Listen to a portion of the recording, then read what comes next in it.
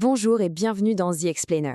On est tous passés par là, hein? Planifier les vacances, chercher la voiture de location parfaite, mais ce que vous ne savez peut-être pas, c'est que derrière ce clic tout simple se cache une technologie qui peut faire de votre voyage un rêve ou un vrai cauchemar. Alors, vous êtes en train de préparer vos vacances? Vous vous imaginez déjà sur la route, libre comme l'air? Eh bien, sachez-le, l'intelligence artificielle, l'IA, est déjà aux commandes de votre location. Oui, oui, bien avant même que vous ayez les clés. En fait, c'est une véritable révolution silencieuse qui est en marche.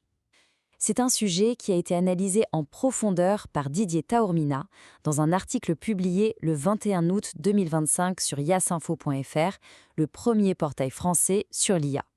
Alors, on va plonger ensemble pour voir ce qui se cache vraiment derrière tout ça. D'abord, regardons le bon côté des choses, la promesse de l'IA. Et quelle promesse! Celle d'une location de voiture parfaite, fluide, simple, sans le moindre problème. Sérieusement, oubliez tout ce que vous détestiez dans la location de voiture. Les files d'attente qui n'en finissent pas, les tonnes de paperasse, c'est terminé. Aujourd'hui, avec l'IA, on a des chatbots disponibles 24/7, des réservations qui se font en littéralement 2 clics et même des prix qui changent en direct. C'est une transformation complète de l'expérience client. Du coup, tout le parcours client a été simplifié. Ça se passe en 3 étapes, en gros. D'abord, une réservation super personnalisée. Ensuite, pendant que vous conduisez, tout est optimisé pour vous. Et enfin, le moment de rendre la voiture, c'est quasi instantané.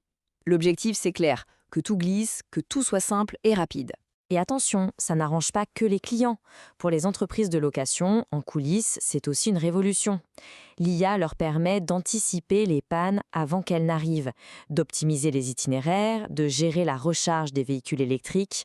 En bref, toute leur flotte de voitures est gérée de façon beaucoup plus intelligente. Alors là, on se dit, c'est génial, une expérience parfaite sans aucun point noir. Mais vous vous en doutez, comme souvent avec la technologie, la réalité est un peu plus compliquée que ça. Et c'est ici que les choses se gâtent. Parce que oui, parfois la machine, même la plus perfectionnée, peut complètement déraper. Et là, on se retrouve dans des situations, disons, très frustrantes. Imaginez un peu le scénario, c'est un cas réel. Vous rendez votre voiture de location, tout a l'air nickel. Et puis, quelques jours plus tard, bam, une facture surprise. La raison ?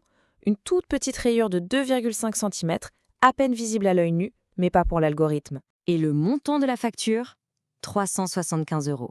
Oui, vous avez bien entendu. Pour une rayure de rien du tout.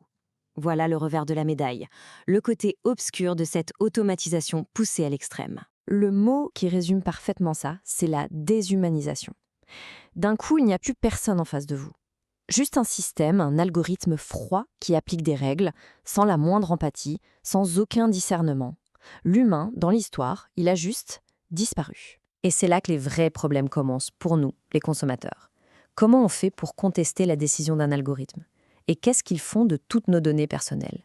Surtout, qui on appelle quand il n'y a plus personne au bout du fil?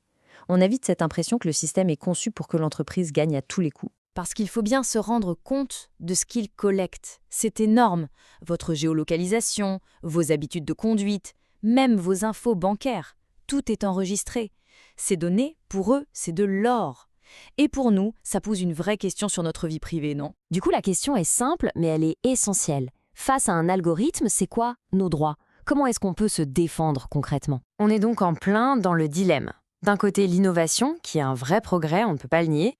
De l'autre, ce risque énorme de déshumanisation. Comment on fait pour réconcilier les deux? Et l'enjeu est juste énorme. On ne parle pas d'un petit secteur là. Le marché de la location de voitures, c'est presque 130 milliards de dollars avec une croissance de 7% par an. Alors forcément, face à des chiffres pareils, la tentation d'automatiser à fond pour faire plus de profit, elle est grande. C'est vraiment le grand écart. D'un côté, vous avez la logique de l'entreprise, l'efficacité, la rentabilité, l'innovation. Et de l'autre, ce qu'on attend nous en tant que clients, de la confiance, de l'éthique, de la justice et de la protection. Le vrai défi, c'est de trouver un équilibre entre ces deux mondes. Finalement, la conclusion, c'est que la technologie toute seule, ça ne peut pas être la réponse à tout.